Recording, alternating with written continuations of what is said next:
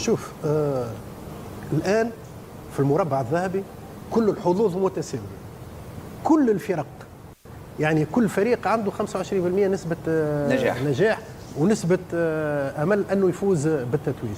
يعني مثلا اليوم ربما البعض يشوف أنه المنتخب الإماراتي أقل حظا من بقية المنتخبات. لا، أنا نحطه في نفس الحظوظ.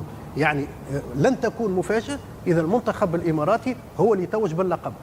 فما فماش يعني فوارق كبيرة بين المنتخبات. المنتخبات كلها تقريبا المنتخب السعودي تقريبا بالفريق الأول سي نبيل تقريبا، لكن المنتخب السعودي ايضا لقى صعوبات باش يتأهل.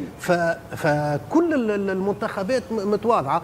المنتخبات اللي عندها الغرور واللي ما كانش عندها التواضع روحت على بكري.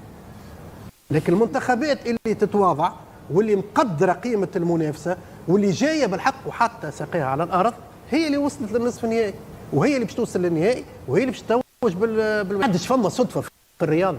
تخدم تلقى الرعواني ما عادش فما صدفه. علم يلزم تخدم ويلزم تعمل.